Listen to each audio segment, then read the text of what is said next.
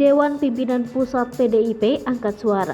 Ihwal rekam jejak penunjukan Azwar Anas sebagai Menteri Pendayagunaan Aparatur Negara dan Reformasi Birokrasi yang sempat tersandung dugaan photoshoot beberapa waktu lalu. Azwar Anas sempat menjadi sorotan saat hendak mendampingi Syaifullah Yusuf di pemilihan Gubernur Jawa Timur pada 2018. Kala itu, photoshoot seorang pria yang mirip Azwar dengan perempuan beredar di media sosial. Belakangan dia mundur dan batal mencalonkan diri.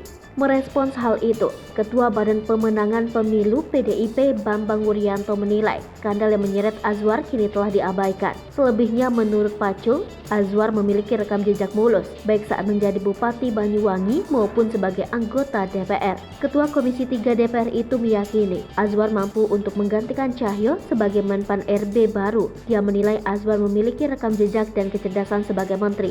Presiden Joko Widodo secara resmi telah melantik Abdullah Azwar Anas sebagai Menpan RB. Azwar akan menduduki kursi Menpan RB yang ditinggalkan Cahyokumolo yang meninggal pada 1 Juli lalu.